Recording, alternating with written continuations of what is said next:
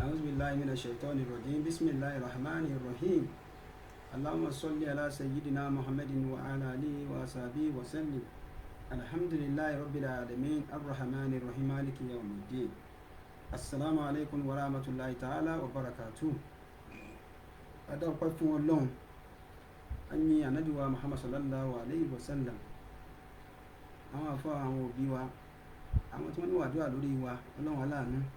wọ́n lè mọ́lá kọ́ àlẹ́ iná lé àyà òmìnir wàlà hàmùwàtí la hawla wàlá quwwata illa billahi àtúkùn àtàyè wọn náà jákàánú Ọlọ́run kó máa bá wọn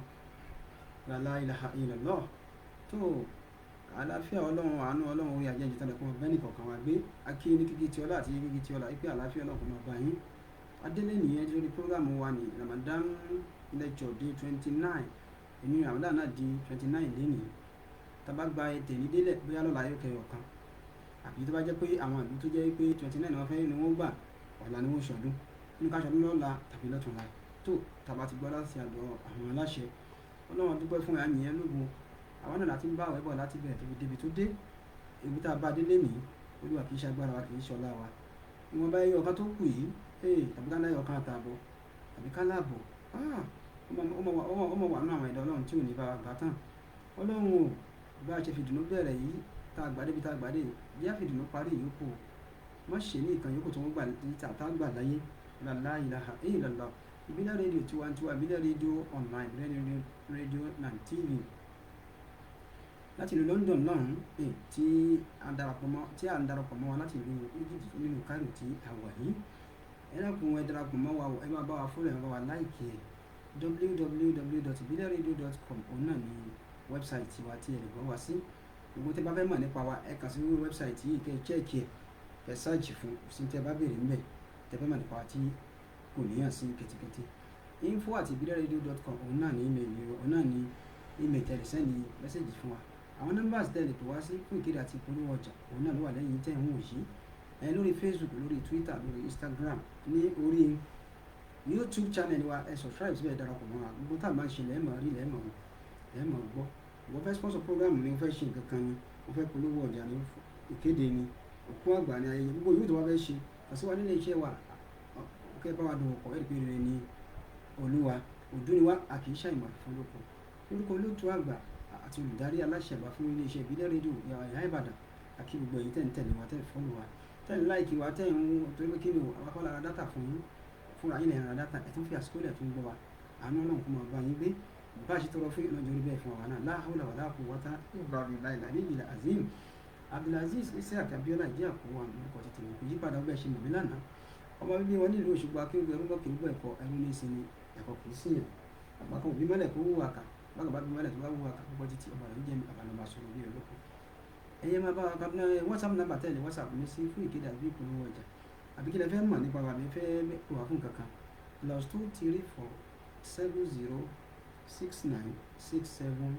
+2347069678147 +234 WhatsApp number mi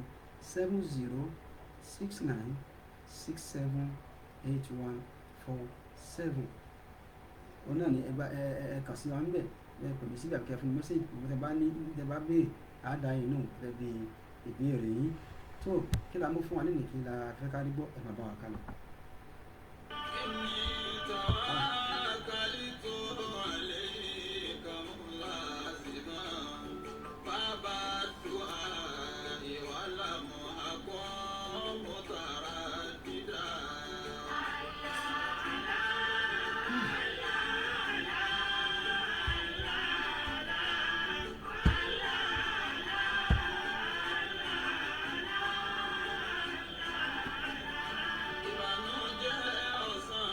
Ìbànújẹ́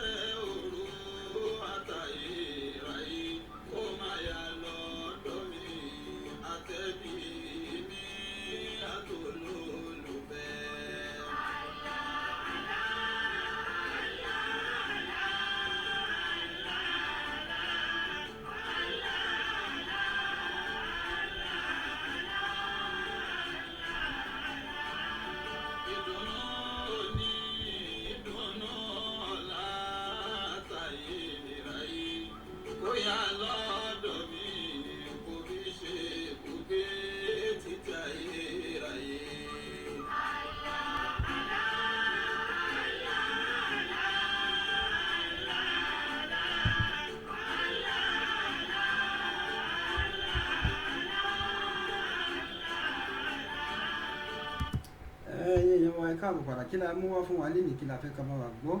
Alhamdulilayi pé Ramadan ń lọ díẹ̀ wẹ́rẹ́ àwọn màláíkà àwọn ẹni Ọlọ́run inú wọn máa bàjẹ́ pé Ramadan ń lọ, inú wọn máa bàjẹ́, inú wọn ní dùn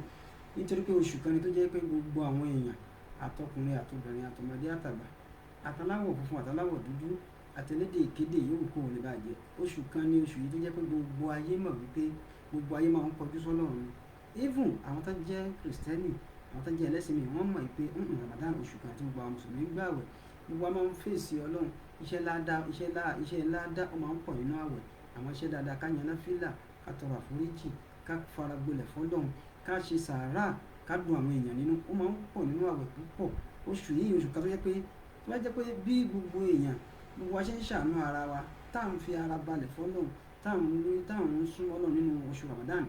Tó bá jẹ́ pé bẹ́ẹ̀ náà la ṣe ń ṣe lẹ́yìn Ramadan ni, àánú Ọlọ́run ìbá máa pọ̀ o. Ilé ayé ìbá ti má dàrú báyìí, ilé ayé ìbá ti rújú, kò ní sẹ́ni tára ń ni, kò ní sẹ́ni tí ìyà ń jẹ, kò ní sẹ́ni tí ò bẹ̀rù Ọlọ́run. Ṣùgbọ́n nígbà tó jẹ́ wípé ìwọ̀nba ni ẹni tí ò bẹ̀rù Ọlọ́run mọ̀ láyé, ìwọ̀nba lẹni tára ó ní ó ní mọ̀ láyé. Tó kí ni o, lẹ́mìí sìn, wọ́n ní ká yọ zakatul fitiri látàná lọ.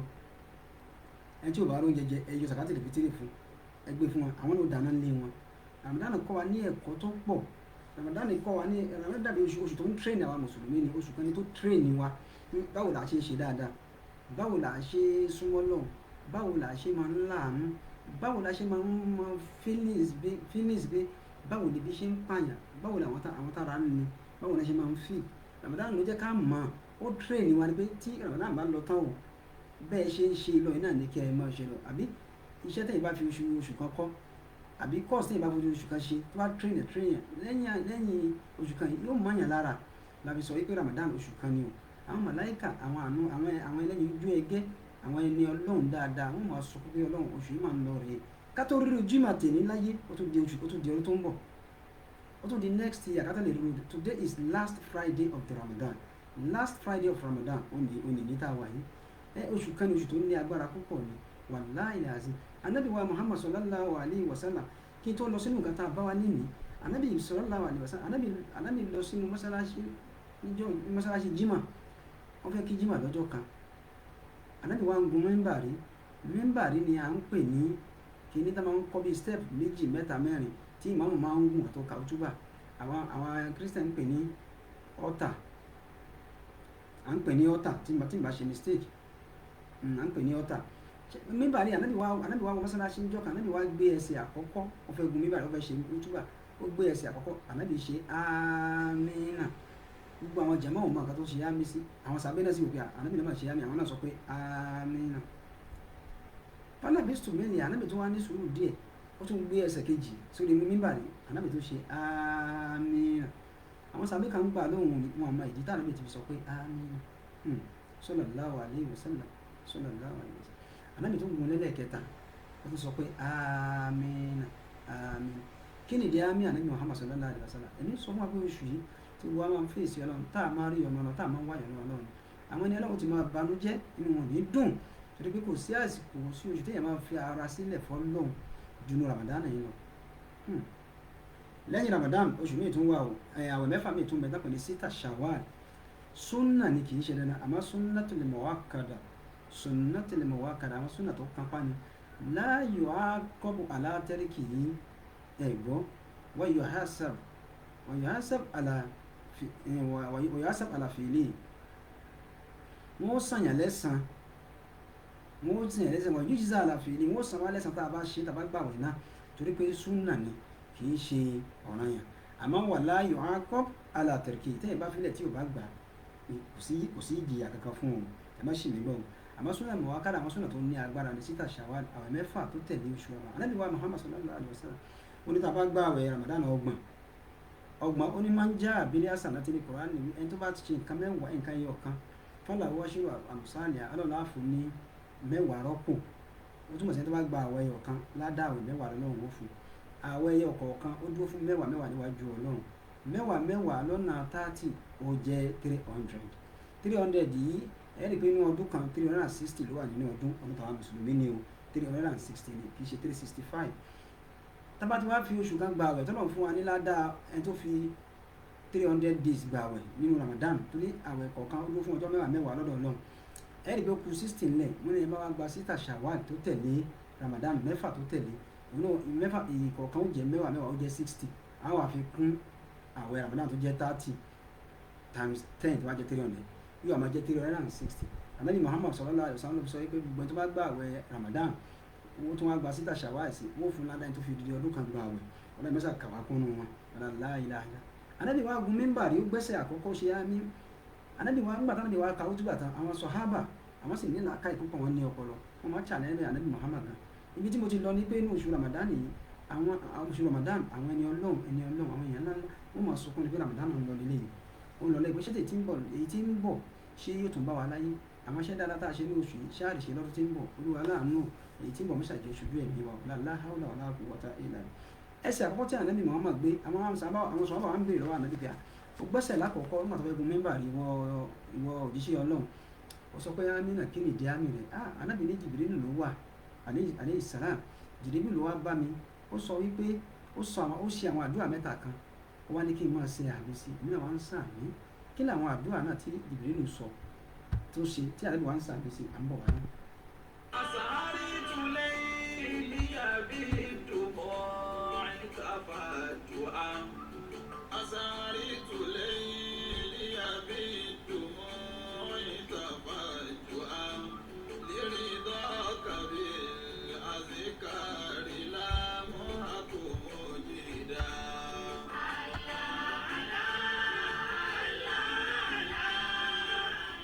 ọmọ lọlá wọn ní salamu aleykum wa aleykum salam alfa ẹkú ìpalẹ̀mọ́ ọdún àwọn akú ìpalẹ̀mọ́ ọdún à ń múra ọdún Ọlọ́run jẹ́ kó bá wa láyọ̀ àṣọdún ayọ̀ láyé bó jẹ́ pé àti ìbílẹ̀ rẹ̀ di orí nǹkan ọdún àárín nǹkan ọdún láti ọ̀dọ̀ yín mo sì mọ̀ yí pé ẹ̀ ń mú bọ̀ wá ná inṣàlá mo jẹ́rìí yín báwọn sáyẹ̀dì ọ̀dọ̀ yín ẹ̀yin náà kú múra ọdún ní bá wa láyọ̀ àti àlàáfíà ọdún ayọ̀ láà ṣe o à ń bọ̀ wá ná.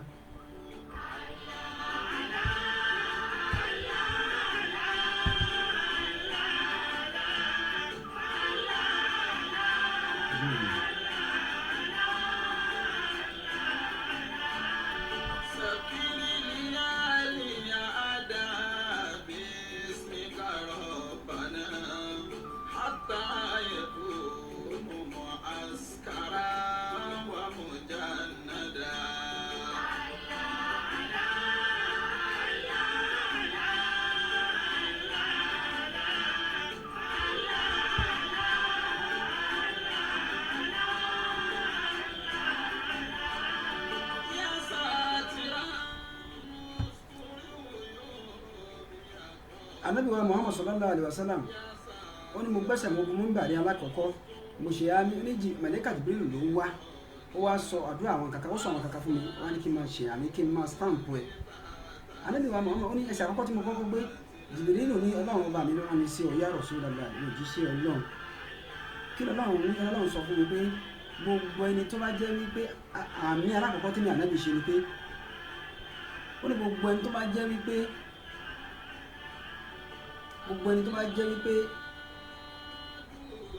àwẹ̀ Ramadan bá láyé tí mo fẹ́ lò bẹ́ẹ̀ ni àwọn Ramadan ó bá láyé ó wá wà nínú àwẹ̀ Ramadan ó wá gba àwẹ̀ Ramadan kò wá rí iṣẹ́ ládàá ṣe débi pé ó fi rí ojú rere Ọlọ́run àbẹ́ni náà Ramadan bá láyé kò gba àwẹ̀ Ramadan tàbí tí ò wá gbà kó fi rí ìyọ́nú Ọlọ́run Ànábì ní irú ẹni bẹ́ẹ̀ ẹ̀mẹ̀lẹ́yà jù nínú ẹni bẹ́ẹ̀ pé kò ní wà ní Jánnà Ànábì ní Jibrilu ní kí n ṣe àmì mo sì ṣe àmì ẹ̀mẹ̀gbọ́n kan gbogbo ẹni tí Ramadan bá bá láyé ó ṣe wà yìí ó di 30 ọjọ́ 30 days ó fi gbà àwẹ̀ ó rí lẹ́la àbí kò tiẹ̀ wá gbà àbótiẹ̀ tún wá gbà ó tún wá gbà tán kò tún wá rí ojú rere Ọlọ́run nínú oṣù náà gbogbo iṣẹ́ dáadáa tó ṣe kò ríṣẹ́ dáadáa ṣe kò rí yàn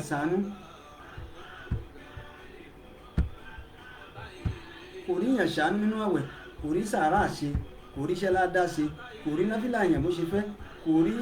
àwọn nǹkan dáadáa tọ́lọ́run máa yọ́nú sí kò rí ṣe nínú àwẹ̀ irú ẹni bẹ́ẹ̀ màláíkà Jibrilu ní ẹni náà ò ní wà ní Jánnà kò ní rí ìyọ́nú Ọlọ́run ó ní kí n ṣe àmì lèmi Ànábì náà wá ṣe àmì lèmi agbára kọ̀ọ̀kan nìyẹn o. Ramadan oṣù ìyọ́nú Ọlọ́run ni wọ́n lọ díẹ̀díẹ̀ rẹ̀ àwọn ẹni Ọlọ́run máa banújẹ́ ni pé àwọn màláíkà máa sunkún orí inú oṣù kan yìí ní Lailatul Qadri wà òru ńlá ni òru kan tó ju 1000 oṣù lọ tó ju 1000 months lọ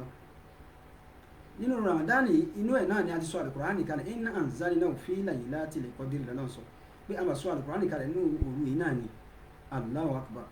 nínú Ramadan náà ni wọ́n wò ṣẹlẹ̀ ẹni tó bá wá Ramadan bá bá láyé tí ò rojú rere Ọlọ́run tí ò ṣiṣẹ́ ládàá kankan òrí yẹn sàánú òrí náfìlà yàn òrí asámúkí òrí tàbí òdòrú òrí ṣe òrí sìtìgìfàrù ṣe òrí àsàlátù ṣe òrí àwọn èèyàn ta lọ́rẹ kí ni wọ́n dùn nínú àwẹ̀ yìí tó bá fi lọ bẹ́ẹ̀ mọ́ ọ lọ́wọ́ Jibrilu ní irú ẹni bẹ́ẹ̀ Ọlọ́run ní kò ní rí ìyọnu ìmì Ọlọ́run kò sí ní wà ní Jánnà lẹ́yìn sì sọ pé amínà àkọ́kọ́ nìyẹn. ẹlẹ́ẹ̀kejì ó ní gbogbo ẹnikẹ́ni tó bá jẹ́ wípé òbí rẹ̀ méjèèjì mọ́ni àdìrákà àbàwọ̀ yìí tó bá gbọ́njúmọ́ òbí rẹ̀ méjèèjì ìkan nínú wọn ni àbí méjèèjì ni wọ́n lámì yẹ̀ bí rúùmù mọ́ kò wá ṣe dáadáa sí wọn débi pé yóò yọnu sí àwọn òbí wà yọnu sí wọn ṣàdúrà fún ó nírú ẹni bẹ́ẹ̀ Màláíkà Jibrilu ní kò ní rí ìyọnu Ọlọ́run kò sí ní wà ní Jánnà Ànábì ní mo ṣe àmì ìdí àmì ẹlẹ́ẹ̀kejì mi nìyẹn sallallahu alaihi wasallam. àwọn àgátà ń sọ ìtọ́pìkì ọjọ́ kọ̀ọ̀kan ni mo kàn sáré rè fílẹ̀ ni mẹ́ta ni Jibrilu kà mo sáré yà lọ bẹ̀rẹ̀ pé Ramadan ń lọ nìyí Ọlọ́run jẹ́ kí ẹ̀mí wọn bá Ramadan lọ o jẹ́ ká rí ọ̀pọ̀lọpọ̀ rẹ̀ gbà láyé bí aṣọ́dún ayọ̀. Al-Qur'ani sọ fún Ànábì wa Muhammad sallallahu alaihi wasallam níbi tọ́pìkì tá à ń bá bọ̀ ní láti bí ìjẹrin ẹ̀dá àwọn ẹ̀ má bínú pé àwa níjẹta wẹ̀ra díẹ̀ ni tọ́pìkì yẹn ni pé what is your problem part 2 lè ní kí ni problem rẹ gan tó ju agbára Ọlọ́run lọ tó wọ̀rọ̀ kó ju agbára Ọlọ́run tó lè kó síwájú Ọlọ́run kò sí nǹkan tó bá ìdáláyé tó ju agbára Ọlọ́run lọ. Al-Qur'ani sọ fún Ànábì wa Muhammad sallallahu alaihi wasallam Al-Qur'ani sọ mí kan nínú Suratul Baqarah Quran chapter 2 verse 214 tọ́nà sọ fún Ànábì Muhammad sallallahu alaihi wasallam ní am asibtum an tadkhulul jannata Ọlọ́run iṣẹ́ rò pé ẹ̀yin fẹ́ wọ àlìjánà ẹ fẹ́ wọ mo káyà kan fún wa ní èyí tí mo ṣe last ní part 1 ní what is your problem part 2 lè ní kí wọ́n bá kọ tọ́pìkì náà káwọn èèyàn máa rí tọ́nà ní àṣìbà náṣù an yutiraku ẹ̀yin èèyàn máa ronú wípé àáfìyín lẹ̀ an yẹ kúlù àmà náà ẹ wà máa sọ pé yìnbọn náà bá bọ́ wọn láyé fúta náà àwa ní dáyé wò rárá Ọlọ́run kò lè pọ́sibù wọ́n là kọ́ni fọ́tà náà nílẹ̀ dínà mẹ́ńkọ́bìlì kún àwọn tí wọ́n ṣáájú yín Ọlọ́run ni mo ti fìtínà wọn mo ti dá wọn wò mo ti tẹ́sítì wọn wò mo fi ìṣòro dá wọn wò mo fi wọn àìríjẹ dá wọn wò mo fi ogún àìfọkànbalẹ̀ mo fi dá wọn wò mo fìyà jẹ wọn mo ṣáà dá àdáwò oríṣiríṣi ẹlòmíì mo pa ọmọ rẹ̀ ẹlòmíì mo pa ìyàwó rẹ̀ ẹlòmíì mo sọ ọmọ rẹ̀ lọ́tà rẹ̀ nínú àwọn òjíṣẹ́ mi nínú àwọn ẹni Ọlọ́run mi mo dá wọn wò bẹ́ẹ̀ alladhina min qabl àwọn tó ti ṣáájú yẹn náà ni mo ti dá wọn wò fala ya'lamanna Allahu alladhina sadaqu Ọlọ́run ní ìṣe tí mo fi ṣe bẹ́ẹ̀ mi ò fi ṣèkà fún yín òòrùn jẹjẹ ni òòrùn owó náà ni wàhálà ló wá dé ni ìdààmú kan ni pọ́blẹ́mù kan ni no níbi iṣẹ́ rẹ nínú ilé rẹ nínú fámìlì ẹ ni Ọlọ́run mi ò fi ṣèkà fún ẹ o fatana Allahu alladhina min qabl àwọn tó ti ṣáájú yẹn mo ti dá wọn náà wò mo ti test wọn wò fala ya'lamanna Allahu alladhina sadaqu kí n lè bá àwọn tí wọ́n gbà mí gbọ́ lódodo nínú yín ni wala ya'lamanna al-kadhibin kí n sì lè bá àwọn tí wọ́n parọ́ ó tún wá rí fáàrí inú àyà mi inú Suratul Baqarah wọ́n ní chapter 2 verse 3-14 Ọlọ́run ní àmọ́ àṣìbó tún ṣé àwọn máa rò ní ẹ̀yin náà ẹ máa fi sí impression yín ẹ máa fi sọ́kàn ẹ máa think nípa ẹ̀ pé à ń tẹ́jọ́kù ló lè jà náà tàbí ẹ fẹ́ wọ àlìjánà ẹ fẹ́ wọ àlìjánà onídẹ̀ra ẹ fẹ́ kí ọkàn yín ó balẹ̀ ẹ fẹ́ kí oní yín ó dùn ẹ fẹ́ kí n yọ́nú sí yín ìwọ́n làmá yá tí kò màsálù lẹ́yìn àkàlà omi kọ́bùlìkún tó dẹ̀ jẹ́ wípé in as much tó jẹ́ pé àwọn nǹkan tí a ti mú bá àwọn aṣáájú yìí kọjá láwọn àdánwò tá àti ìmú wa bá ẹ̀yìn náà ẹ̀ tí ì rí ọ̀nù mi ẹ̀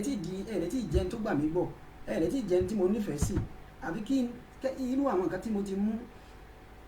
wọ́n làmọ́ yá tí kún mọ̀fálù lẹ́zínà min aláwọ̀mí kábùlìkún àwọn tí wọ́n ti ṣáájú yín láwọn ànábì Ọlọ́run àwọn ẹni Ọlọ́run àwọn àfáà àwọn àgbàlagbà ṣé àwọn èèyàn ńláńlá ní tí mo ti mú bá wọn kọjá nínú àwọn àdánwò àfi kí n múrò rẹ̀ fún yín tí n bá múrò rẹ̀ fún yín tẹ bá wá stand tẹ dúró tẹ stand on your feet tẹ stand lórí ẹsẹ̀ yín tẹ gbò tẹ yẹ màá mọ̀ pé onígbàgbọ́ òdodo ni bí àwọn akíni Ọlọ́run ní masátì ìhun mọ̀ ní bàṣáwò mo mọ̀ mú àwọn àdánwò wá bá wọn o mo mọ̀ fìtínà wọn o mo mọ̀ dà wọ́n láàmú o mo mọ̀ test wọn o mo test wọn pé ṣé wọ́n pass àwọn ní pass wọn ni wọ́n pass níwájú ìní Ọlọ́run ìgbà náà it is time tó wá mọ̀ wípé ẹni èmi Ọlọ́run ọba ni wọ́n ṣé torí àdáwò tí mo mú wá wọn ṣé wọ́n sá ni, ṣé wọ́n fi mí lẹ̀ ni, ṣé wọ́n ní sìn mí mọ́ ni, ṣé wọ́n ní dúró tì mí mọ́ ni. Ọlọ́run ní mo ṣe bẹ́ẹ̀ fún wọn, wọ́n dọ̀rá ò mo ní wọn lára. ṣé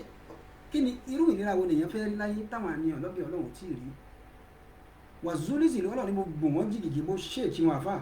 ẹ̀wọ̀n bọ́lá ti ṣe gbogbo ayé ìsìnkú coronavirus. Ọlọ́run ti ẹ̀wọ́ lápá àgbà fún ọ nínú àwẹ̀ kan náà àràṣàmùkí, nínú Ramadan àrí jímọ̀ lọ, nínú Ramadan àtúnúkí yídì, nínú Ramadan àlèjáde a sì faradà a sì tún gbààwẹ̀ bẹ́ẹ̀ Ọlọ́run wọ́n lápá faradà àgbà fún ìdájọ́ rẹ̀ àgbà fún ọ. usallim in aradallahu amúra wọn àtẹrùkú má òrìdù lè má yòrìdù àti ju àlámàrí wa lẹ̀ fún Ọlọ́run àgbà pé Ọlọ́run ọba náà ni ló mú wa bẹ̀. gbogbo ìyàwó àgbà fún wa síbẹ̀síbẹ̀ náà a tún wá gbààwẹ̀, síbẹ̀síbẹ̀ náà àwọn èèyàn tó wá ń ṣe àánú nínú àwẹ̀ náà bó ṣe le tó bí coronavirus ṣe wà nígboro tó. Ọlọ́run aláàánú wọlá bẹ́ẹ̀ wájú Ọlọ́run coronavirus yìí báwo ẹ bá ti ń lọ náà jọ máa báwẹ̀ lọ mọ́jọ tó ṣẹlẹ̀ mọ́ láyé bá fi gbogbo àgbà láyé lọ́kàn balẹ̀ wọlá láyé láyé lọ.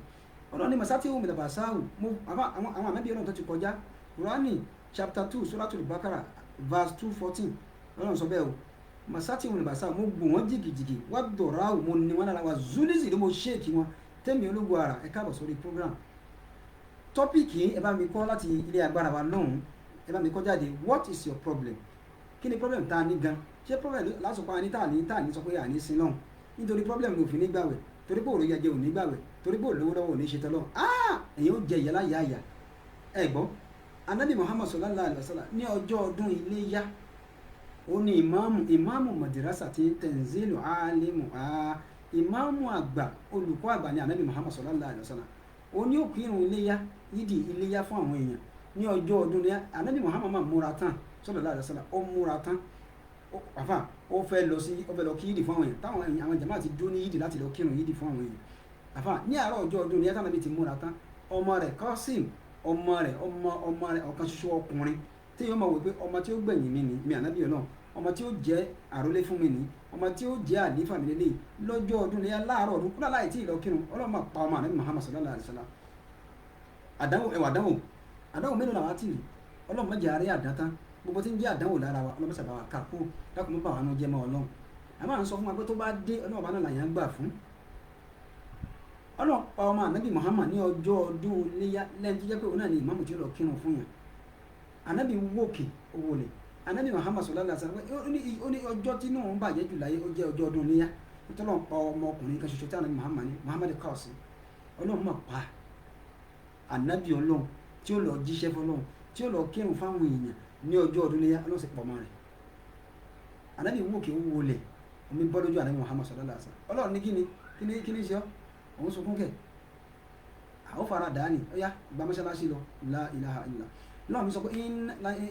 iná àtọ́ iná kàlíkàwọ́sà Ọlọ́run ní ìwọ òjíṣẹ́ náà Muhammad sallallahu alaihi wasallam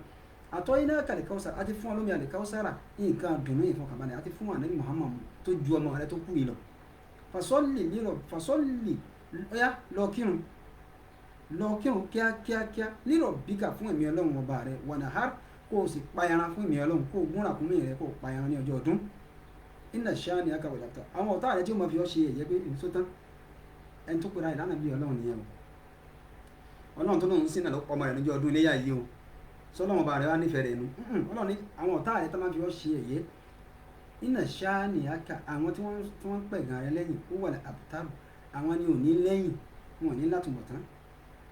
bí Kọ́símù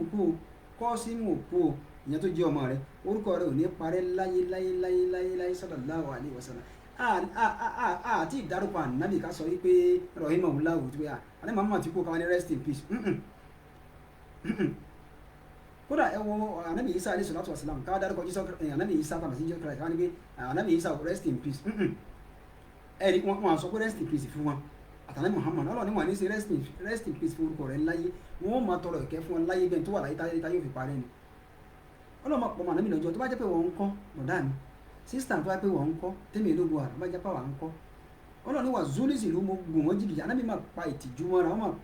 wọ́n máa pa ìbànújẹ́ ìmọ̀ra wọ́n máa gbọ́ mọ́sálásí lọ́lọ́ kírun ìwọ́n tó nítorí pé olówó lọ́wọ́ kan ní ìbára ní ojú kírun torí pé o lé kọ́ńtrátì ò bá àbí tó fẹ́ kọ́lọ́run ṣe lọ́wọ́ tí ì ṣe ò wá sí Ọlọ́run ọba èyí ó jẹ ìyà Ọlọ́run ní mo test yín wò ni mo dàn yín wò àtàyẹ̀kúlù rọ̀ṣúlù wal-ladhina amanu ma'ahu àwọn sàábà ń gbà náà wọ́n wá lọ bá Ànábì wọn ní ìwọ òjíṣẹ́ Ọlọ́run wàhálà yìí pọ̀ ìdààmú yìí pọ̀ ọlọ́run tó sọ pé ká máa sí ó ní òfin wa lóúnjẹ yìí ó ní òròjò fún wa yìí ó ló ń pa wá lọ́mọ yìí ó ní ń pa wá níyàwó yìí àwọn ọ̀tá náà lé wa káàkiri ilé ògbà wa ọ̀nà ògbà wa kí ló dé ṣùgbọ́n ọlọ́run ọba rẹ ọba tí máa gbèjà ìyàn ni àwọn òní sọ náà ọba eléyìí mọ́ ànábì ní káà ẹ má sọ bẹ́ẹ̀ mọ́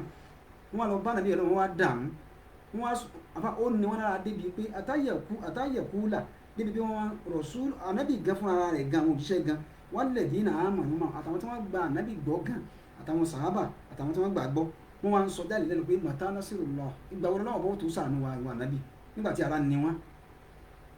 ọlọ́mọ fara ni wá mata nasirullah pé ìgbà wo náà ọlọ́wọ́ bá òde ọlọ́wọ́ wa ní ya Rasulullah òjíṣẹ́ ọlọ́wọ́ bá aláà ẹ̀tẹ́ tí ń sílẹ̀ kẹ́gbẹ́ ọmọ bá mi sọ fún wa inna nasirallahi qariba àánú ìmí ọlọ́wọ́ bá ó súnmọ́ yín pẹ́kí ó dé tán báyìí ó kàn lé náà ní inna ma'al usri yusra lẹ́yìn ìnira ìdẹ̀kùn ló kàn Allah inna nasirallahi qaribun Al-Qur'ani ó ní Allah inna nasirallahi qaribun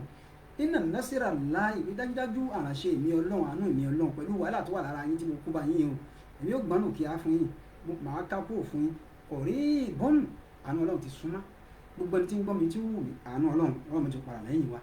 ayé àkànyìn láti tú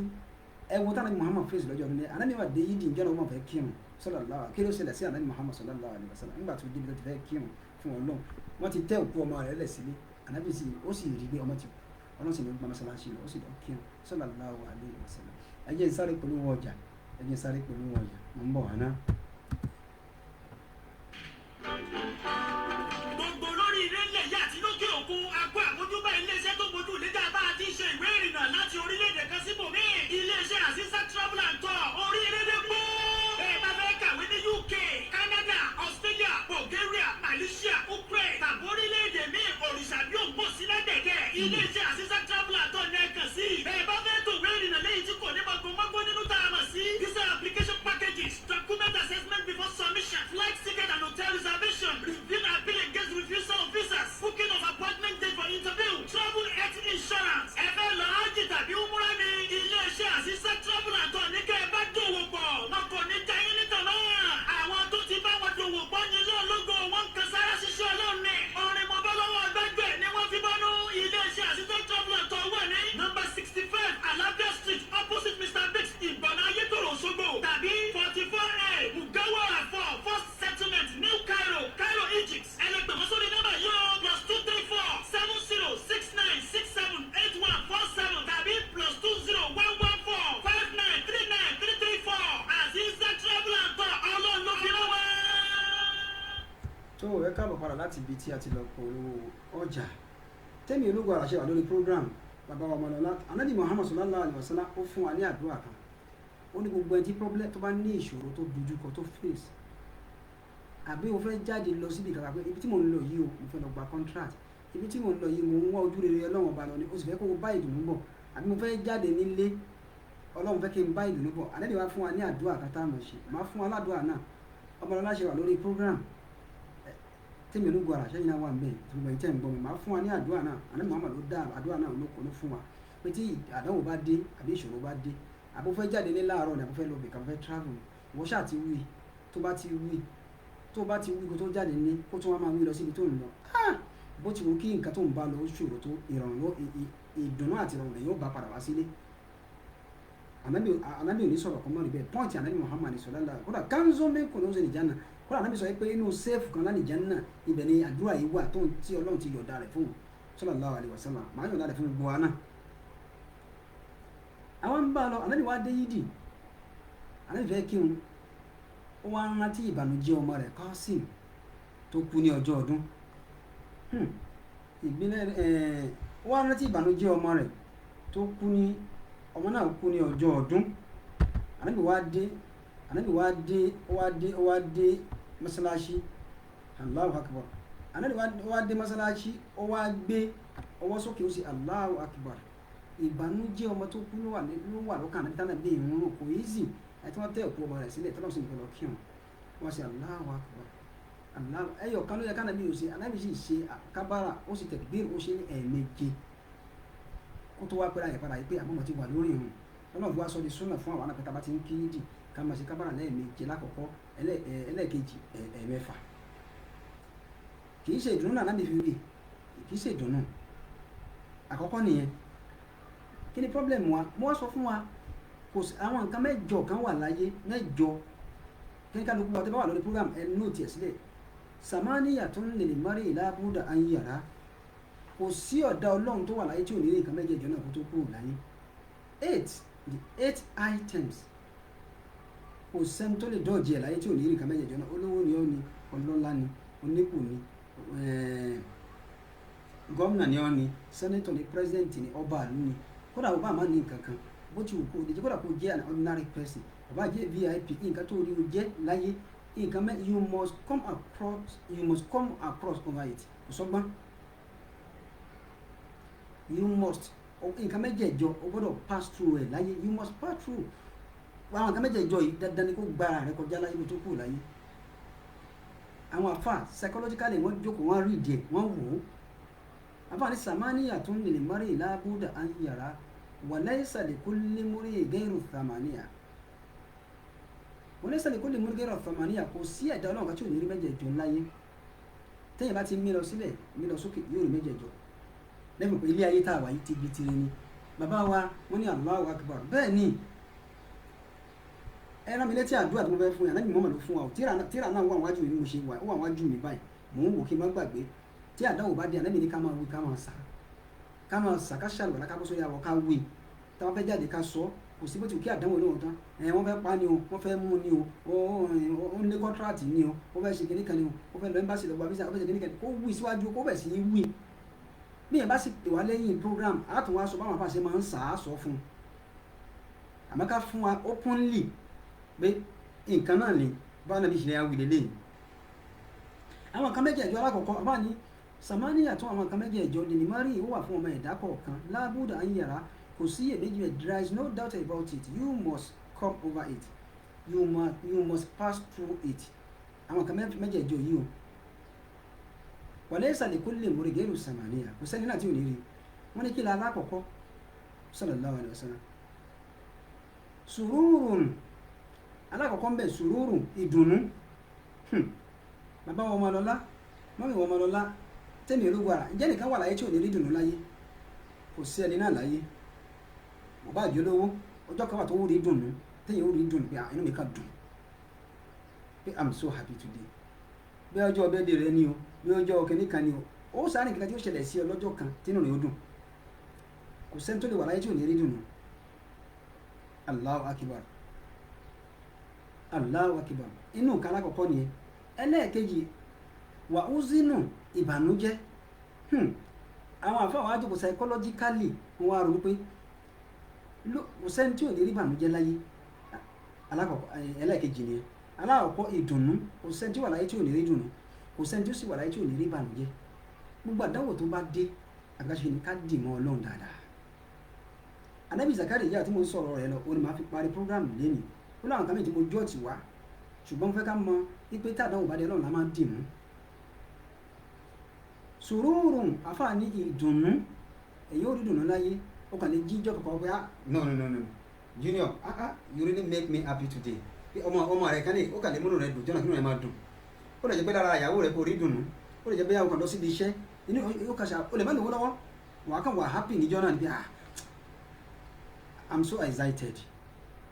mo wà ó kìí mi ṣáà ń dùn lẹ́nu ni wà lè wọ́n sínú ìbànújẹ́ ìjọ́ mi ó sì wà ìbànújẹ́ àfà ó dorí kodò ní pé ní kí lọ́wọ́ kan báyìí wọ́n lọ́hùn la ilaha illallah Allahu akbar kò sílé tó ní ìdùnnú nínú tí ò sí ìbànújẹ́ ń bẹ gbogbo ilé tó bá ti ń kíyàn yìí pé ẹ kú ewu ọmọ o Ọlọ́run bá wo o Ọlọ́run jò tó lórúkọ o yóò dàgbà o tó bá tún yá wọ́n tó wá kí wa nínú ilé náà yìí pé ẹ kú àsẹ̀yìndè Ọlọ́run bá foríjì wọ́n Ọlọ́run bá tẹ́ wọn sáfẹ́fẹ́ rí ọjọ́ jìnnà síra wọn kò sílé tí ò ní méjèèjì inú ọmọlọ́lá ṣe ilé kan wà láyé tí ò sí rú ẹ̀ gbogbo ilé tó bá ti kí wọn pé ẹ kú ewu ọmọ ẹ kú ọgẹ nìkan Ọlọ́run bá wọ́n padà kí wọn náà wípé Ọlọ́run foríjì wọ́n ẹ kú àsẹ̀yìndè ọjọ́ jìnnà síra wọn sùúrù ìdùnnú kí ni ẹwù gbàtọ́ náà ẹwù bó ṣe rí alákọ̀ọ́kọ́ nìyẹn ẹlẹ́ẹ̀kejì wà ó sínú àti ìbànújẹ́ bójú kéèyàn lówó tó láyé kó jẹ́ gbogbo nǹkan tó ní ló fẹ́ láyé yóò tún ní kíní kan tó ń bà nínú jẹ́. báṣà àwọn bàbá wa kan wọn ní ojú bí èèyàn lówó tó yóò ní kíní kan tí ò ní, yóò ní kíní kan tó ń bà nínú jẹ́ tí ń ronú sí tínú ẹ̀ ń bàjẹ́. bójú kéèyàn wá tálíkà tó láyé yóò ní nǹkan tí inú rẹ̀ yóò máa dùn sí tí ò fẹ́ kọ́lọ́run bàjẹ́. ẹ̀yin náà ẹ̀wọ̀n kan Allahu akbar sallallahu alayhi wa sallam Kùránì ni ẹ̀yin náà ẹ máa bá wa ẹ máa share rẹ̀. Òdodo ọ̀rọ̀ wọn ní kò sí, bàbá ọmọ wọn ní kò sí nínú ilé náà láyé. Àwọn mẹ́jọ làwọn item yẹn, mẹ́jọ 8 items kò sẹ́ni tí ò ní rí láyé, àtolówó ni àtolówó ni. ìjọkọ̀ àtẹ ọmọlọ́lá ìjọkọ̀ àtẹ kàjókòó táwọn wò pé táwọn ọ̀rọ̀ yẹn wọ̀ wò pé kí ló ṣe tí náà kàn ń dùn lẹ́nu báyìí náà ìwọ náà ò ní màkà tó ń dùn ẹ̀ nínú. ẹlòmíì lè jẹ owó, ó lè lù wín contract, ó lè jẹ pé ìyàwó ẹ̀ kan ló dùn nínú, ó lè jẹ látara dádì ẹ̀, ó lè jẹ látara ọmọ ẹ̀, ó lè jẹ látara ìyàwó ẹ̀, ó lè jẹ látara iṣẹ́ inú ó sàmà dùn ní ìjọ kan nìyẹn. wàlẹ̀ ó sínú àti ìjọ ìbànújẹ́, wọ́n wá ní ìbànújẹ́ ọmọ ẹ̀dá pọ̀ ju ìdùnnú lọ. Anabi Adam alayhi salatu wasalam, bàbá tó bí bàbá ńlá bàbá tó bí gbogbo pátápátá. Adam nígbà tí wọ́n èyí ṣe àwọn afáwọn àjòkó psychologically orí méjì ni mo ti wà, ìdùnnú àti ìbànújẹ́. Psychologically àwọn afáwọn á rí ìjẹ́ pé kí ló dé tó fi jẹ́ pé ìbànújẹ́, wọ́n á wò pé nínú ilé ayé tí ọmọ ẹ̀dá ó lò láyé ṣé ìdùnnú ẹ̀dá ni ó pọ̀ jù ni, ṣé wàhálà ẹ̀dá ni ó pọ̀ jù ni àbí ìdùnnú àbí ìgbádùn. àwọn afáwọn àjòkó wọn á rò psychologically wọ́n rí wípé ìbànújẹ́ ọmọ ẹ̀dá ju wàhálà ìbànújẹ́ ọmọ ẹ̀dá ó ju ìdùnnú rẹ̀ lọ. ẹ jẹ́ fún alápẹ̀rẹ̀ kan, ọmọ kékeré tá a bí láti kékeré láti age of 5 or láti age of 3 4 ó wọ nursery and primary school, ó ka school fún báyìí 7 years ó kù mẹ́, ó bọ́ sí secondary school 5 6 years ó parí secondary school, ó tún lé náà níwà ẹ̀ kó máa níwà ẹ̀ káàkiri. ẹ máa ṣí ọmọlọ́lá ẹ máa ṣí ọdún yẹn mọ́ra wọn o, ó lọ bí 13 years. ó lọ bí 13 sí 14 years sí 15 years. ó ti secondary school tán, ó gba institution lọ 4 years. yàtọ̀ sí àwọn ọdún kọ̀ọ̀kan tó máa lose láàrin yẹn o, 4 years yẹn kájà pọ̀ ń lọ bí 20 years lápèjúwe 21 22 ó graduate, ó lọ sáàbù lọ́dún kan. ẹja àwọn ọdún yẹn pọ̀ mọ́ra wọn. kájẹ̀ká normal 6 years primary school, 6 years secondary school which is 12 years plus 4 years higher institution, ó jẹ́ 16 years. ọdún kan tó fi serve ó jẹ́ 17 years. kí ni èyí jẹ́ kó tó wọ primary school bóyá 5 years ẹ fi mọ́ra wọn lọ́bí 22 23. ẹ dákun tó bá wá nígbà tó bá parí ibi iṣẹ́ tán, ó parí gbogbo ilé tán, ó wá ní certificate lọ́wọ́, wọn wá wẹ́ṣẹ́ káàkiri ọdún méjì mẹ́ta ó lè mọ́ rí iṣẹ́, àtúntò fẹ́ lọ ṣe masters ó ṣe tán. ẹ ṣe ọdún yìí pọ̀, ṣé iye ọdún yìí ni ó fi lo certificate yìí? ẹwọ́n tó fi ṣe wàhálà tó gba certificate. tó bá ríṣẹ́ ìjọba gan tó bá ṣe ní 35 years ó dá dúró, yóò retire. ẹwẹ́ wàhálà tá à ń ṣe ó pọ̀ jù nínú lọ. wọ́n ní ànábì Adam ìdí ni pé bàbá tó bí bàbá ńlá gbogbo wa, nígbà tí Ọlọ́run dá sílẹ̀ tọ́lọ́run mọ́ sílẹ̀ lẹ̀ ní èrè bọ̀rọ̀ gidi. Ọlọ́run wá ní èrè tí ò tí ì fi ẹ̀mí sí lára, torí yẹ̀pẹ̀ Ọlọ́run fi dá ó mọ́ ní èrè. Ọlọ́run mòdì ẹ̀ sílẹ̀ lẹ̀ báyìí. Ọlọ́run wá ní kí òjò máa rọ̀, òjò ìbànújẹ́ ló rọ̀ lé ànábì Ádámà lórí, ó bẹ̀rẹ̀ sí rọ̀ lórí. òjò ìbànújẹ́ sì rọ̀ fún ọ̀rọ̀ lé ànábì Ádámà nílẹ̀ ilẹ̀ láì sí ìlẹ́mì lára, ó rọ̀ fún 4000 years ó rọ̀ lé lórí bẹ́ẹ̀. nígbà tó kó 4000 years Ọlọ́run ní òjò ìbànújẹ́ ó tó. Ọlọ́run ní òjò ìdùnnú tó rọ̀ lé lórí, òjò ìdùnnú mọ̀ bára ó tó rọ̀ lé ànábì Ádámà lórí. nígbà tó òjò ìdùnnú rọ̀ ó rọ̀ fún odidi 1000 years. òjò ìbànújẹ́ ó rọ̀ fún 40 years ní baba ńlá ànábì Ádámà lórí. gbogbo ìbànújẹ́ náà bó ṣe ń rọ̀ sí náà ló ń sink sára rẹ̀, gbogbo ìbànújẹ́ rẹ̀ náà ló transfer sára gbogbo àtàjẹ́ àrọ́mọdọ́mọ rẹ̀ lẹ́nu. 4000 years ní òjò ìbànújẹ́ fi rọ̀ lẹ́yìn ànábì Ádámà lórí nílẹ̀ lẹ́ láì sí ẹ̀mí ń bẹ̀. òjò ìdùnnú rọ̀ fún 1000 years, èwo ló wá pọ̀ jù? àwọn nǹkan mẹ́jẹ̀ẹ̀jọ ìyá àdìká tó kù láyọ̀, sùúrù, ìdùnnú, wàlẹ̀ ó sínú àti ìbànújẹ́. ẹlẹ́ẹ̀kẹta ń bẹ̀, màá padà sórí ìdùnnú àti ìbànújẹ́ yẹn o, ṣùgbọ́n ẹlẹ́ẹ̀kẹta ń bẹ̀ al-ijtima'u. Allahu akbar, Allahu akbar, mò ń bọ̀ wá náà.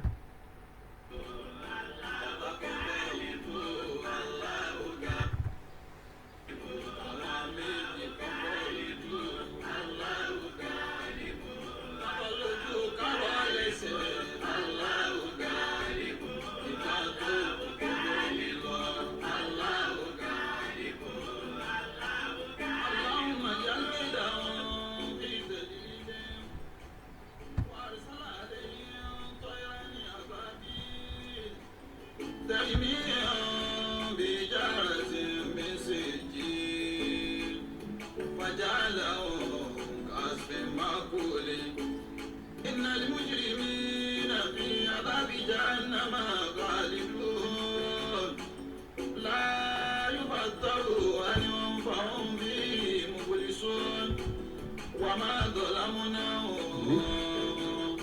ولكن كانوا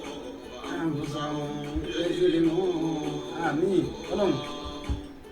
صبصب الله في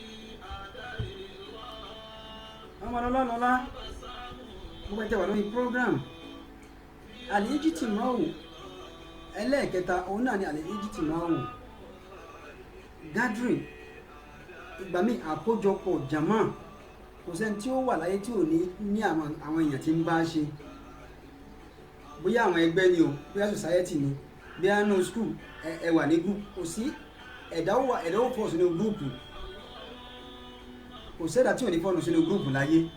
Ẹlẹ́ẹ̀kẹta nìyẹn. Òyìnbó ní 20 boys can never, because of 20 children can never play for 20 years. Ìgbà kan àtẹ́ máa wà ní jàmá, bí àwọ̀ àtàwọn ọ̀rẹ́ rẹ̀, àbá lọ síbi naming ceremony, àbá lọ síbi wedding, àbá lọ sí wáàsí, àbá lọ sí mọ́sálásí, ẹ̀ ṣàjọ wà ní jàmá. Ẹlẹ́ẹ̀kẹta nìyẹn. Kò sẹ́ni tí ò ní ṣẹlẹ̀ sí láyé.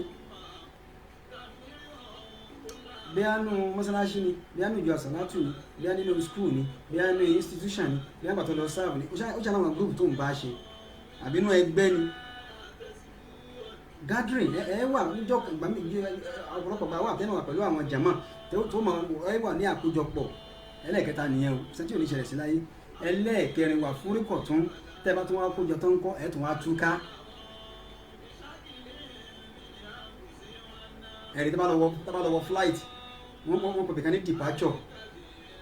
àbẹ́ẹ̀kọ́ ibìkan departure ibìkan arrival. Ẹ̀rí tí wọ́n yín bá jọ kójọ sínú plane níjọ́ tẹ́ bá ti land báyìí tẹ́ arrive tí wọ́n release anybody yín báyìí anybody yóò tuntun ká. Ẹ máa kójọpọ̀ ní jàmá ẹ sì tún máa túká.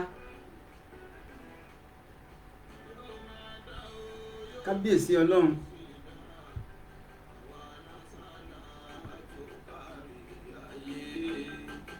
Yóò máa dá, yóò dùn, yóò sì dá, àwa lásàlá tó kárí ayé. Lọ́lá Nábì Muhammadu, lọ́lá Kùránì ọ̀rọ̀ Olúwa. Yóò máa dá, yóò dùn, yóò sì dá, àwa lásàlá tó kárí ayé. Yóò máa dá.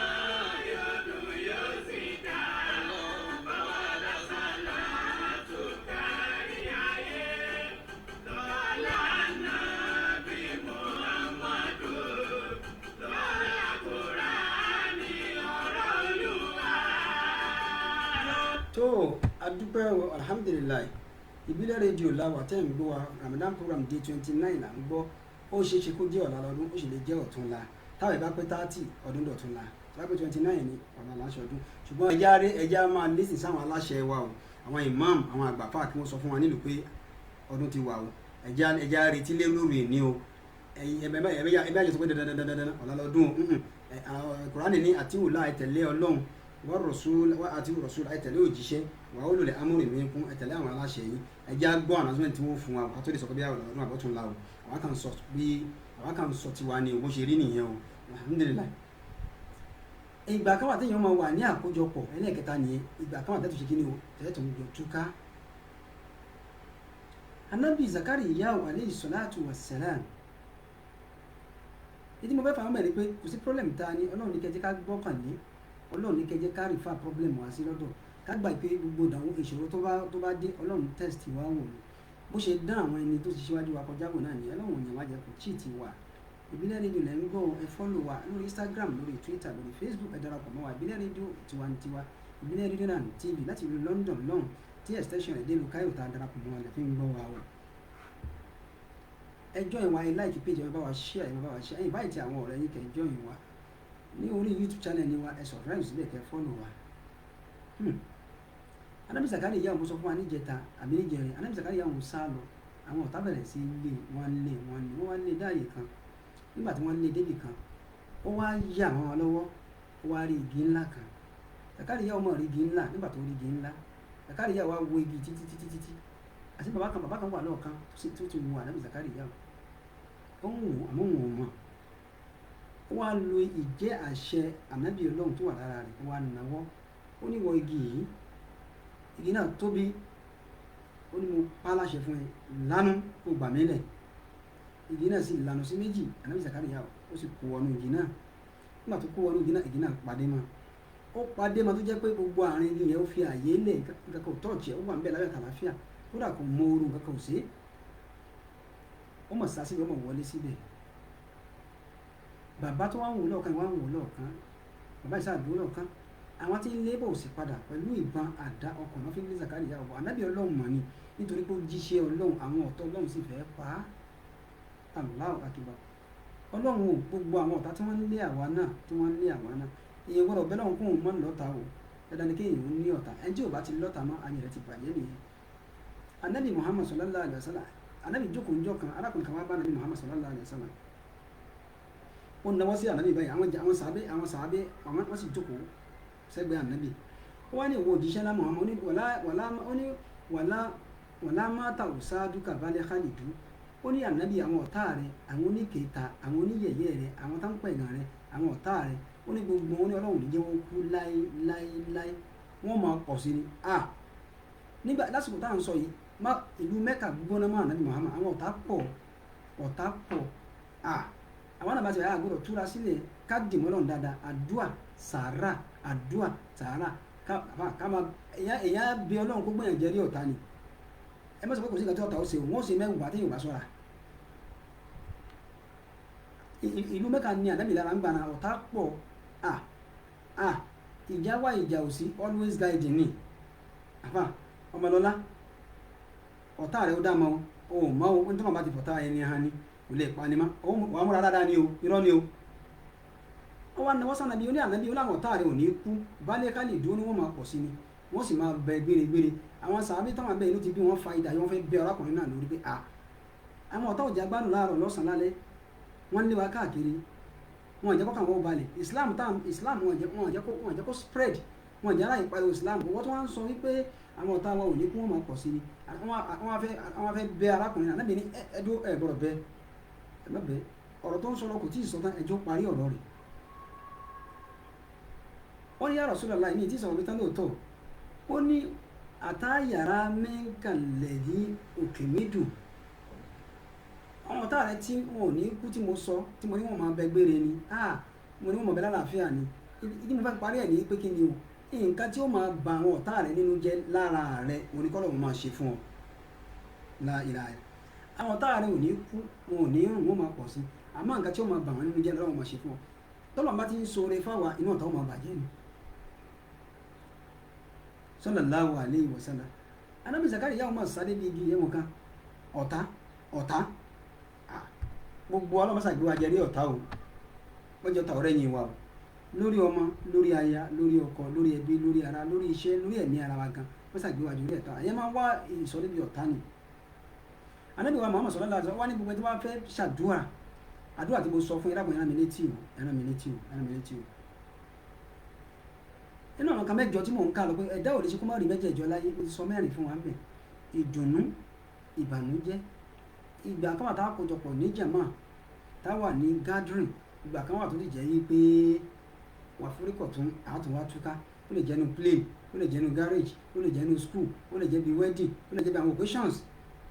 àmọ́ létà náà kọ́ ẹ ọ̀kọ̀ọ̀kan lẹ́ débẹ̀ yẹ padà túká náà ní ọ̀kọ̀ọ̀kan lọ́mọ wọ̀ yọ kì í ṣègbè kódà ilé ayé tá a wà yìí gan ilé ayé tá a wà yìí bá a ṣe wáyé bá a ṣe pọ̀ tó ìkọ̀kan láyé okó mẹ́ta láyé làbá àkàbí sọ fún wa wípé àrálẹ́kálẹ́kà yẹ̀mùdí wá ìdáhùn bá dà wá ìdín mo rí àwọn èèyàn tí wọ́n ń lọ lẹ́yọ kọ̀ọ̀kan ọ̀yá lẹ́yìn tàbí àdìrí màtá ànàmàdì ó mà ṣe fún mi o ó mà ṣe fún wọn náà o tó jẹ́ pé àwọn ọmọ bàtà wò ó lọ akẹ́ni táwọn èèyàn ń lọ lẹ́yọ kọ̀ọ̀kan lápẹ́yà ti kú eléyìí ti kú tọ̀hún ti lọ bàbá wa àbáláyé àwọn ìyáláyà wọn ti kú wọn ti lọ bí wọ́n ṣe lọ lẹ́yọ kọ̀ọ̀kan ní ayé làwọn náà lọ lẹ́yọ kọ̀ọ̀kan àkójọ sílé ayé ni àtúkà lẹ́yọ kọ̀ọ̀kan náà ni. Allahu akbar Allahu akbar Allahu akbar Ànábì Zakariya ọmọ sáré bíi igi mọ́ sọ fún wa bàbá yìí wá àwọn tí wọ́n ń lé wá débẹ̀ wọ́n wá wọ́n gbà ibi ló yà sí wọn rí rárá wọn rí tracy bàbá ìwà súnmọ́ pé ta ni à ń wá wọ́n ní à ń wá ànábì Zakariya o arákùnrin náà ó wọ aṣọ gbọrọ báyìí ó yà síbi àwọn òòrè là ń wá ọlẹ́mi mọ̀bí tó wà Allahu Akbar ọlọ́run máa fi wá lé ọ̀tá ọmọ máa fi wá fọ́tà mú ẹ ṣàmì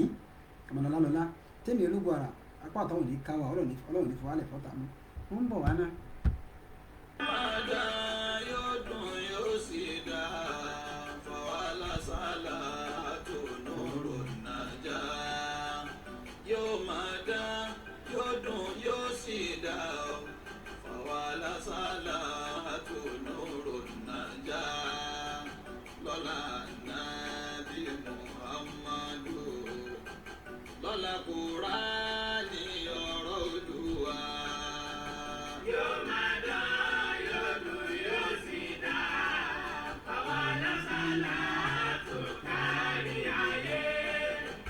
Yóò máa dá yóò dùn yóò sì dá fọwọ́lá sálà tó kárí ayé. Lọ́la nàbí Muhammadu lọ́la Kùránì ọ̀rọ̀ Olúwa.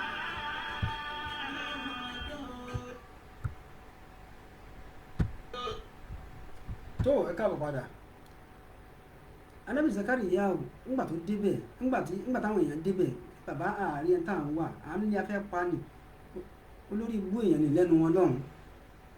kò já gbádùn ó kàn dáwọ́ láwọn ní ẹ̀yẹ sí lọ́hùn ẹ má ṣe gbogbo ṣàmọ́ gbogbo táwọn bàbá wa ń sìn ká tó dáyé tá a bá wọn lórí ẹ̀ ó ní wàá lóun fẹ́ gbà kó lọ́wọ́ àkọ́kọ́ máa sin ọlọ́wọ́ bàbá yìí ní mo mọ̀ tó wà níbo ló wà ó ló wà nínú ogi yìí Allahu Akbar bàbá yìí ló wà nínú ogi yìí ló wà àwọn onímọ̀ ní kọ̀kọ́ sí inú ogi báwo èèyàn là ń sọ kì í ṣe bọ́ra èèyàn ní inú ogi yìí ló wà wọ́n làwọn òṣèlú ẹ̀gbà rí àṣẹ nígbà tí ànábì Zakariya ò fẹ́ kó sínú igi yìí aṣọ tó wọ̀ bó ṣe wọnú gidigidi padé etí aṣọ rẹ̀ ó yọ síta bí ìgbà wípé kéèyàn fẹ́ wọ mọ́tò kọ́ àwọn mọ́tò kéèyàn wá palẹ̀kùn dé kó palẹ̀kùn mọ́tò dé ilẹ̀kùn mọ́tò wáyé pé aṣọ ẹ̀ wá yọ síta ń sálẹ̀ ó wá ní ẹ̀ wá ó ní etí aṣọ rẹ̀ nìyẹn ó mú wọn ráǹdì gan ó ní etí aṣọ rẹ̀ ló yọ síta inú igi ló wà la ilaha illallah àmọ́ nígbà tí wọ́n ní inú igi ló wà lóòótọ́ ni aṣọ tó wọ̀ ní inú rẹ̀ ní kíníkan wọ́n wá ó ní àwọn afẹ́ pa ni báwo la ṣe lè pa wọ́n wá mú sọ wọ́n fi ń gé igi wọ́n wá gbélé igi náà wọ́n bẹ̀rẹ̀ sí í yùn la ilaha illallah wọ́n mọ̀ yùn nígbà tí wọ́n yùn igi débi tí ànábì Zakariya wà tí sọ fẹ́ bà lára ó fẹ́ pariwo ọlọ́run ní tó o bá pariwo Zakariya ọlọ́run ní o gbọ́dọ̀ pariwo dákẹ́ màá yanjú lẹ̀ báyìí tí wọ́n fi gé ọmọ gi ni ọlọ́run tó o bá fi lè ké tó o pariwo Allahu Akbar tó o ké tó o pariwo ọlọ́run ní màá yọ orúkọ rẹ kúrò nínú àwọn ànábì ọlọ́run mi ní gbà ọ ní ẹrú mi máa ń láyé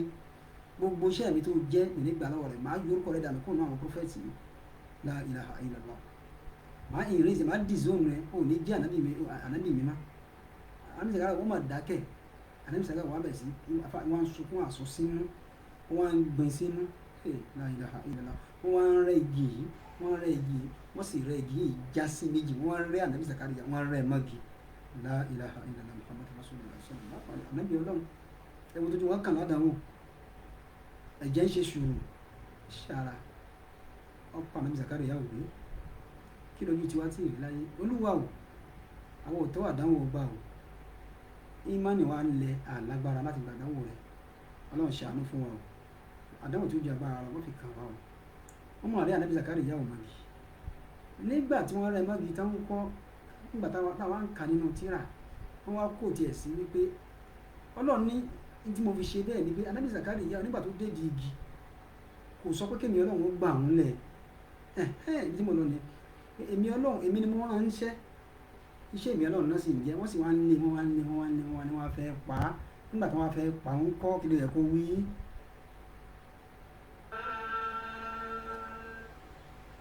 ẹ jẹ́ ká ronú gbogbo mú mi ní òdodo ibi tí a ó lọ ibi tí a ó pamọ́ sí. ẹ jẹ́ ká ronú gbogbo mú mi ní òdodo ibi tí a ó lọ ibi tí a ó fàbọ̀ sí. Àkọ́kọ́ iṣẹ́ ní ká mọ Ọlọ́run lọ́ba pé kò lórogún ọba ní ọlọ́ba kan. Àkọ́kọ́ iṣẹ́ ní ká mọ Ọlọ́run lọ́ba pé kò lórogún ọba ní ọlọ́ba kan. Ẹ jẹ́ ká máa kírun gbogbo mùsùlùmí mo pè wọ́n bàbá jọ̀wọ́ fún wa bẹ́ẹ̀ sí rẹ̀. Ẹ jẹ́ ká máa kírun gbogbo mùsùlùmí mo pè wọ́n màmá jọ̀wọ́ fún wa bẹ́ẹ̀ sí rẹ̀. Ìwà àtẹ̀sí ìyẹn ló kú ẹ̀kú ẹ̀sìn àti wa ìyẹn lálọ́gbọ́ bàtàn. Ìwà àtẹ̀sí ìyẹn ló kú ẹ̀kú ẹ̀sìn àti wa ìyẹn lálọ́gbọ́ bàtàn. tó ẹ jẹ́ ká máa kírun ká máa sin Ọlọ́run. èèyàn ní àdánwò àbí ká sọ wípé èèyàn ní àdánwò àbí èèyàn ò ní jẹ kò yí mo kò ní kéèyàn máa sin Ọlọ́run ọba o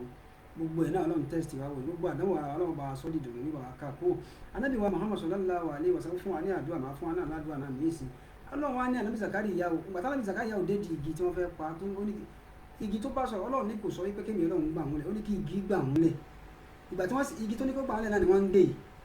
ibi tí igi bá lágbára àti gbà yán lẹ̀ ní ìṣèlú kò yẹ kí wọ́n rí igi náà gé àti wọ́n àti igi wọ́n jọ gé papọ̀ ni wọ́n máa gé Ànábì Zakariya papọ̀ mọ́ igi Ọlọ́run ní inna Zakariya dájájú Ànábì Zakariya àìtásọ̀mà bil shajara ó fi igi ṣe olùgbàsílẹ̀ ẹ̀gbọ́ kò ní kéèyàn Ọlọ́run ó gbà wọ́n lé kí igi ó gbà wọ́n lẹ̀ ni Ọlọ́run ní ara àti wọ́n àti igi wọ́n jọ gé pọ̀ ni èmi Ọlọ́run yẹ kó fi ṣe dìfẹ́ndà rẹ̀ èmi ló yẹ kó sọ wípé kí n gbà wọ́n lẹ̀ wọ́n ní mistake tí Ànábì Zakariya ò ṣe ni pé ìwọ igi gbà mí lẹ̀ ó yẹ kó ìwọ igi rescue mi tó yẹ pé ìwọ Ọlọ́run bá mi ò mọ́ṣáì gbà mí lẹ̀ o wá fún igi láàyè kígi ó gbé mi kó lanu kí n wọlé àmọ́ ó ní ìwọ igi gbà mí lẹ̀ lórí ìdí tó náà fi fà aláwọ̀ kí wọ́n gé mọ́gi nìyẹn Allahu akbar àlọ́wọ́ Ànábì Zakariya Allahu akbar Ànábì Muhammad wà ní gbogbo tí ìbànújẹ́ ẹ̀ bá pọ̀ tí máa ń fẹ́ kọ́nà ó dùn nínú tí ò fẹ́ wàhálà kí àdánwò rẹ̀ lè bá kákò àdúrà tán Ànábì ní ká máa sọ wípé Ànábì Muhammad sallallahu alaihi wasallam ní máa ń kọ́ là gbogbo ẹnikẹ́ni yòówù ìzá kharaja min bayti tó fẹ́ jáde nínú ilé rẹ̀ ana nabiyya sallallahu alaihi wasallam Ànábì Muhammad sallallahu alaihi wasallam ó sọ báyìí wípé máa ń kọ́ là ẹnikẹ́ni yòówù tó bá sọ wípé ìzá kharaja min bayti tí Ànábì bá fẹ́ jáde nínú ilé títí ẹ̀ nǹkan tó nà máa ń sọ nìyẹn tí wọn bá jí láàárọ̀ tó bá wá ń wúbẹ̀ tó ń ṣe ládùúà ó nílò ẹni bẹ́ẹ̀ kí ni nǹkan náà bismillahi tawakkaltu ala Allahi wàlà haúlà wàlà kúwátá ìlà bìlà ibi tó dé nìyẹn o bismillahi tawakkaltu ala Allahi wàlà haúlà wàlà kúwátá ìlà bìlà Ànábì Muhammad sọ bẹ́ẹ̀ ìtumọ̀ rẹ̀ ni pé bismillahi mo bẹ̀rẹ̀ pẹ̀lú orúkọ ìwọ Ọlọ́run ọba orúkọ rẹ̀ tó tóbi jùlọ tawakkaltu ala Allahi Ọlọ́run mo sáàdì ọ mo gbára lé ọ mo bá ọ dúró lénìí ìwọ ni mo bá dúró ìwọ ni mo fara tì ìwọ ni mo gbẹ́kẹ̀lé wàlá haúlà kò sí ọgbọ́n kan tí ẹ̀dá lè dá wàlá quwwata kò sì sí agbára kan lọ́wọ́ ẹ̀dá kankan illa billahi ọwọ́ ìwọ Ọlọ́run ọba tó tóbi jùlọ náà ni gbogbo ọgbọ́n àti ètè àti agbára wà. wọ́n ní bẹ́ẹ̀ bá wí bẹ́ẹ̀ wọ́n wá ní kí ni inú àwọn tọ́lọ́run ó ṣe fún òdìíta Ọlọ́run ti fi ẹni náà mọ̀nà wá kù fìíta Ọlọ́run ti tó fún ẹ wá wù kííta Ọlọ́run ti ṣọ́ ẹni náà wọ́n tẹ̀lé ha á ní ṣàìtọ́nù gbogbo tí ń jẹ́ èṣù pátápátá èṣù tèèyàn tàlìjànú èèyàn bí èṣù Ọlọ́run ti là ọ́ lọ́wọ́ gbogbo wọn ìkọlù làwọn ṣàìtọ́nù ara àwọn kódà ṣètánì bá gbọ́ bẹ́ẹ̀ gan yóò sá fún yẹn ni wọ́n wà máa bèrè lọ́wọ́ ara wọn wípé èé ṣe tágbára ṣètánì ò fi ka wọ́n ní pé o Ọlọ́run kọ́dí òdíyà wà kù fíyà ọ̀kìyà Ọlọ́run ti ṣọ́ ó ti fi mọ̀nà Ọlọ́run ti dúró tọ́lọ́run Ọlọ́run ti bá dúró bismillahi tawakkaltu ala Allahi wàlá haúlà wàlá quwwata illa billah Ànábì Muhammad ló sọ sallallahu alaihi wasallam gbogbo ẹ̀ tó bá ń sọ bẹ́ẹ̀ láyé o fẹ́ jáde nínú ilé ni o fẹ́ lọ gba kọ́ńtàtì kan ni o fẹ́ lọ fèsì interview níbì kan ni o fẹ́ lọ gba visa ni nǹkan kan yóò tó bá fẹ́ ṣe bismillahi tawakkaltu ala Allahi wàlá haúlà wàlá quwwata illa billah àbí ọ̀tá pọ̀ fún ọ ni ìwọ ṣáà máa wí bẹ́ẹ̀ Ọlọ́run máa fi ṣọ́ rẹ̀ ṣọ́ máa fi ṣọ́ èmi náà àwọn àwí mẹ́ta nísìnyí Ọlọ́run à ń lọ báyìí o ààwẹ̀ Ramadan mọ́jà bá a lọ o jẹ́ àṣẹ ọ̀pọ̀lọpọ̀ rẹ̀ láyé jẹ́ àṣọdún ayọ̀ wọ́n ṣe ní àwẹ̀ pin ẹ̀mí pin fún wa o wọ́n jíjẹ́ kòrónà alágbàáyé lọ́nà bá a ká kú bá a fi gbogbo àgbáńlá ayé lọ́kàn balẹ̀ àtàwátàwà nù ayé náà wala bisimilahi tawakkaltu ala Allahi wala hawla wala quwwata illa billahi bísímì gbogbo ẹ̀yin tẹ́ ń wà tẹ́ ń gbọ́ wà tẹ́ ń nífẹ̀ẹ́ wa lórí ìbílẹ̀ rédíò gbogbo yín là ń ṣàdúrà yìí fún èmi náà ń ṣe fún ara mi náà bá a ṣe wí bẹ́ẹ̀ fún yín wọn náà jẹ́ wí bẹ́ẹ̀ fún wa náà ẹlẹ́ẹ̀kejì tá a fẹ́ wí bísímìláì tawakkaltu ala Allahi wala hawla wala quwwata illa billahi ẹlẹ́ẹ̀kejì nìyẹn ẹlẹ́ẹ̀kẹta bísímìláì wọn náà wí tẹ̀lé mi tawakkaltu ala Allahi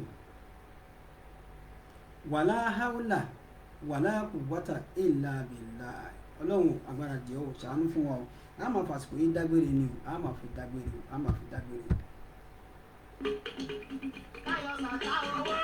kò kẹta lé ẹ̀sìn wá ní tó bá díje jọ̀wọ́ má gbàgbé àná ìní. káyọ̀ sàkà owó kò kẹta lé ẹ̀sìn wá ní tó bá. tó ìbílẹ̀ rédíò lẹ́tí ń gbọ́ láti ilé iṣẹ́ wa ìbílẹ̀ rédíò láti London náà àwọn tá a wà ní Cairo la darapọ̀ mọ́ wọn nílùú Cairo ń bí abẹ̀yìn ni olúwa abẹ̀ọ́ àwẹ̀ tí ń bọ̀ ju ṣubú ẹ̀nu wa bí aṣọdún ayọ̀ tó lórí Instagram lórí Twitter lórí ẹ darapọ̀ mọ́ wa kẹ́ ẹ fọ́lù wa kẹ́ ẹ like page wa YouTube channel ni wa náà ẹ bá wa subscribe síbẹ̀ ọlọ́pàá lánàbí lọ́dún jẹ́ aṣọdún ayọ̀ jẹ́ aṣọdún ayọ̀ jẹ́ aṣọdún ayọ̀ lórúkọ olóòtú àti olùdarí àgbà lórí iṣẹ́ wa ìbílẹ̀ rédíò yàrá ìyá àbàlà à ń dúpẹ́ fún wa yí pé fún Ramadan lecture ti ọdún yìí ọlọ́run àdúpẹ́ ò tó lọ successful èyí tí ń bọ̀ ní ọdún tí ń bọ̀ ọlọ́run kí ó mọ́ṣáájú oṣojú ẹ̀mí wa.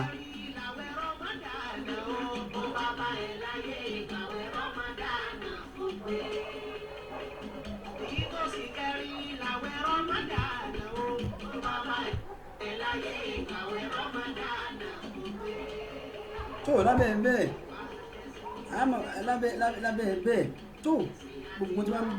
bá wa ládàáwò ọlọ́run kẹjẹ agbára lé o àdúrà tá a fún wa yẹn bisimilahi tawakkaltu ala Allahi wala hawla wala quwwata illa billah ọlọ́run kì í fi wálẹ̀ o tó Abdulaziz Isiaq Abẹ́rẹ́ jẹ́ àkókò lórúkọ ti tèmi ọmọ bíbí wọn ní ìlú Òṣogbo akéwùgbẹ́rú mọ́kèwùgbẹ́kọ ẹrú ní ṣe ẹ̀kọ́ kì í sí ìyàn ọmọ àgbàkọ òbí máa yẹ gbọ́ ó wù àkà ó bá wù àkà ńkọ́ ló pẹ́ títí ọmọ rẹ̀ ó jẹ́ nígbà wàlá sọmọ aláàmú aṣọ́rọ̀ bíi olókun WhatsApp number mi +234 7069678147 níjọ́ mẹ́jọ lẹ́ni àlèkùnmá program láàmú gbọ́ lẹ́yìn ọdún ọlọ́mọṣàjò bá wa ní ayọ̀ àwọn àfàsùkò yìí lọ wọn náà subhana rabbika rabbil izzati amma yasifun wassalamu ala mursalin alhamdulillahi rabbil alamin la hawla wala quwwata illa billahi al-aliyyil azim ma assalam ó dàbọ̀.